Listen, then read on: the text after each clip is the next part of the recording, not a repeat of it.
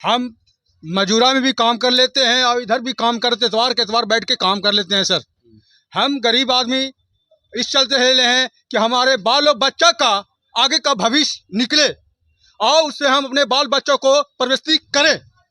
इस चलते हम बिहार सरकार से लड़ने का दावा किया और हम उन्हें लड़ रहे हैं एक बाल बच्ची बेटा बेटी के लिए। जनवरी से काम कर रहे हैं, ठीक है, लेकिन जब भी हम 26 दिन ड्यूटी करते हैं तो उसमें मेरा 24 दिन 22 दिन इस तरह से वो हिसाब से मेरा पेमेंट आता है। मतलब 26 दिन ड्यूटी करते 22 दिन और 24 दिन का सैलरी आता है। जी। ऐसा क्यों?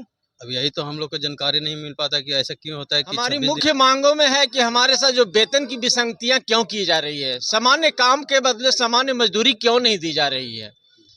जिस कार्य को मैं करता हूं हमें मजदूरी जो है 372 या 374 रुपए में मिलती है और इसी कार्य को यदि बिहार सरकार का कोई कर्मचारी कार्य करता है, केंद्र सरकार का कर्मचारी कार्य करता है तो उसकी मजदूरी 40 से 50 हजार रुपया जाती है, जबकि मेरी मजदूरी 10 हजार से नीचे रह जाती है।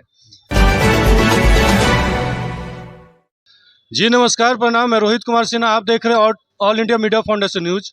अभी हमारी मौजूदगी गया नगर निगम में है और यहाँ पर देख रहे होंगे कि अच्छे खासे यहाँ लोग मौजूद हैं और ये सब जो है गया नगर निगम के द्वारा एनजीओ के द्वारा यहाँ पे आउटसोर्सिंग का जो मजदूरी करते हैं और गोस्वामी कंपनी के द्वारा जो लोग मजदूरी करते हैं तकरीबन कोई 6 महीना से, कोई साल भर से, कोई 1.5 साल से, कोई 2 सालों से यहाँ काम करते रहे। कंपनी बदलते गई, एनजीओ बदलते गया, लेकिन ये लोग अपना कार्य प्रगति पे हमेशा करते रहे हैं। और इसी के बीच अचानक जैसा जानकारी हो रहा है कि इन लोगों ने 20 तारीख से यानी कि कल से इन लोग जो अनिश्चितकाल हड़ताल करने का निश्चित कर लिया है। आखिर कारण क्या हो गया इन लोगों का अनिश्चितकाल हड़ताल करने का? यहाँ पर मौजूदा जो मजदूर लोग हैं, मैं इन्हीं लोग से बात करने का प्रयास करूंगा, कारण पूछूंगा कि आप लोग का अचानक ऐसा क्या हो गया कि आप लोग मजदूरी अचानक जो है निश्चितकाल हड़ताल पर उतर चुके हैं। क्या नाम हुआ आपका? मेरा नाम अर्जुन कुमार हुआ सर। अर्जुन कुमार। हाँ, कितने दिनों से इसमें काम कर रहे हैं आप? हम सर 16 महीने से काम कर रहे हैं। 16 महीनों से हाँ, काम कर ना रहे हैं। पीएफ आता है पैसा सही से, ना पैसा देता सही से, ठीक है सर। हाँ।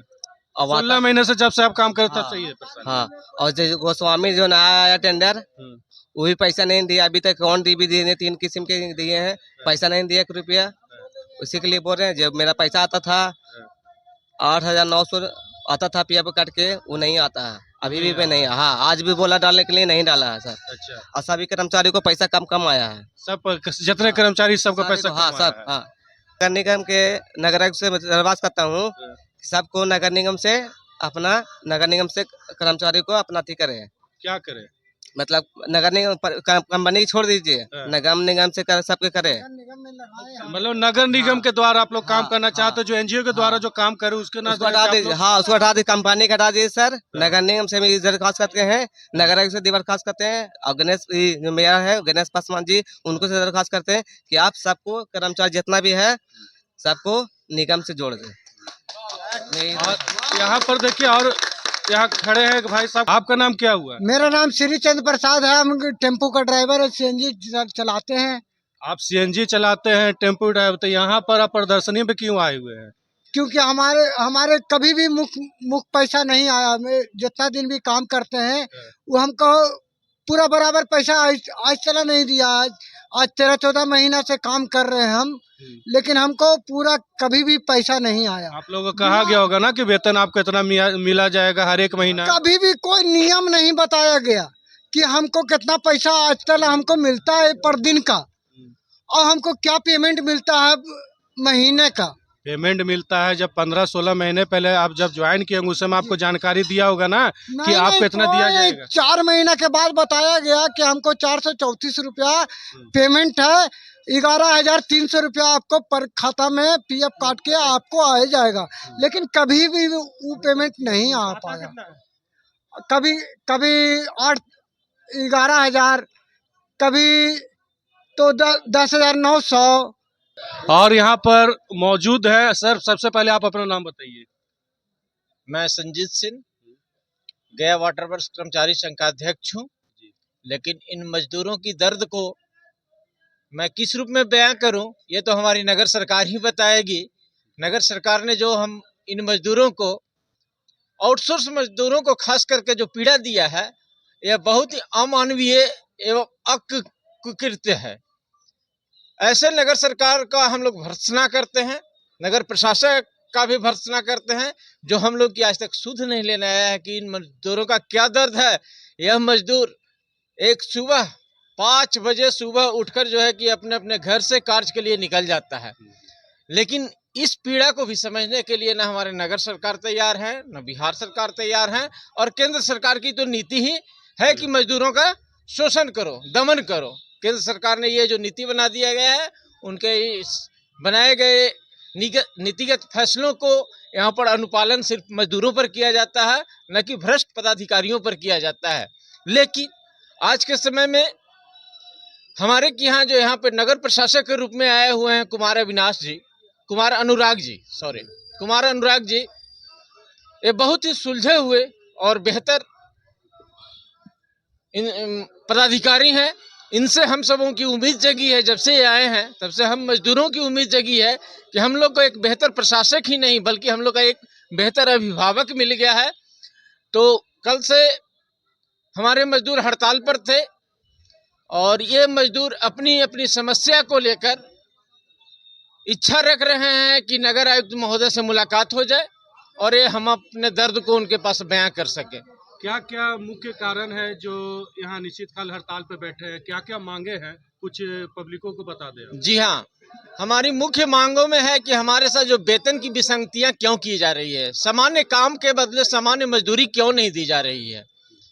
जिस कार्य को मैं करता हूं हमें मजदूरी जो है 372 या 374 रुपये ही मिलती है, और इसी कार्य को यदि बिहार सरकार का कोई कर्मचारी कार्य करता है, केंद्र सरकार का कर्मचारी कार्य करता है, तो उसकी मजदूरी 40 से 50 हज़ार रुपया जाती है, जबकि मेरी मजदूरी 10,000 से नीचे रह जाती है।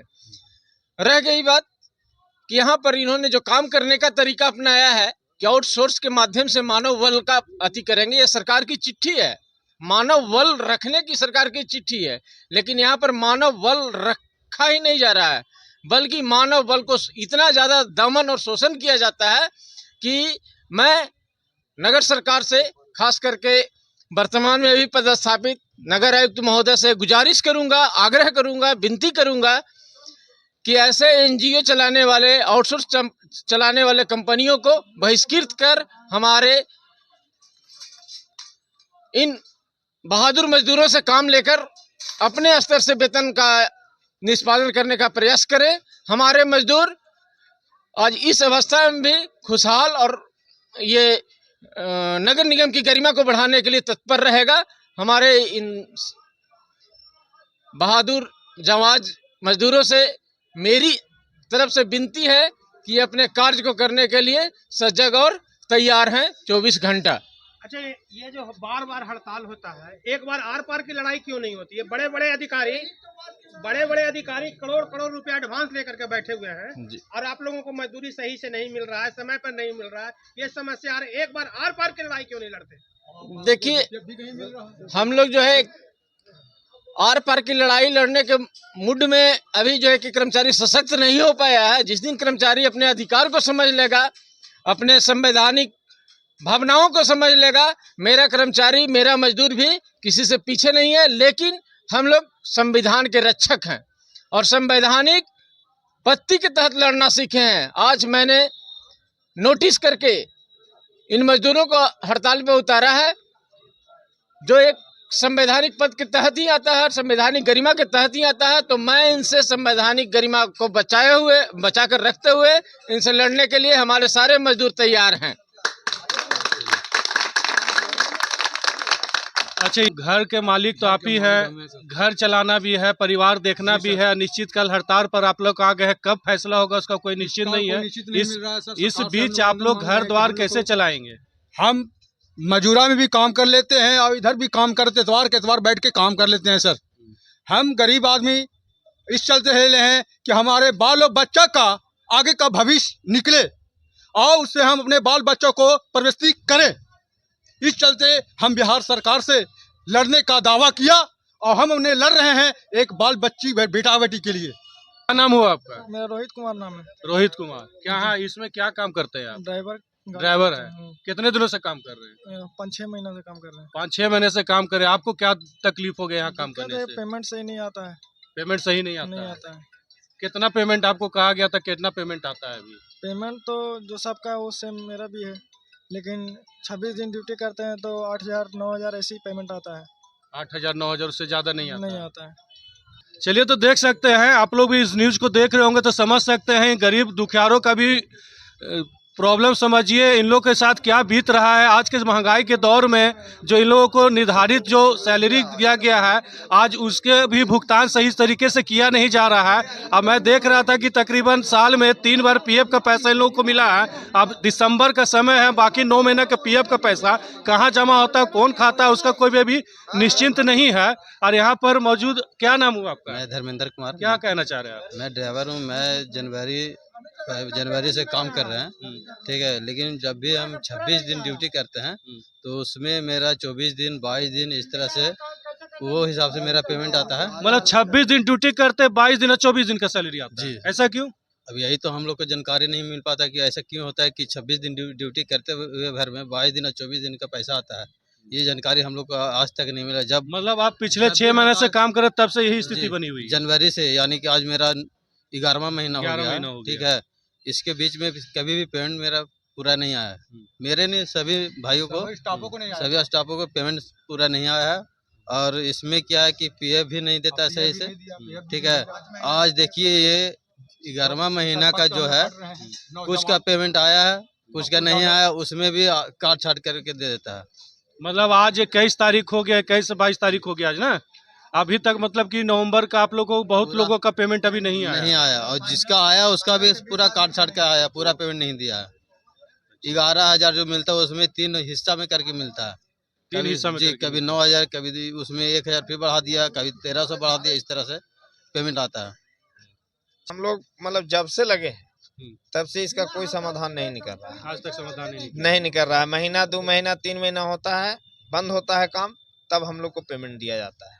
मतलब कि जब तक आप लोग हड़ताल नहीं कीजिएगा, काम बंद नहीं कीजिए, आप लोग को सही तरीके से पेमेंट नहीं दिया जाएगा। नहीं मिला, कभी नहीं। कितना पेमेंट आता है महीना में? वही 10,000, कभी 10,500, कभी कहता है कि आपका ड्यूटी कम है, कभी कुछ है, तो अच्छा ठीक है जांच करेंगे। अच्छा, आप लोग जो ड्यूटी करते हैं यहाँ तो हाजिरी लगाते होंगे ना? हाजिरी तो बनाते होंगे। जी हाँ सर। तो हाजिरी में जब रजिस्टर मेंटेन करते हैं उस समय आप लोग नहीं मिलाते कि कितना दिन आप महीना में ड्यूटी किए हैं? तो वही तो मिलाते हैं सर।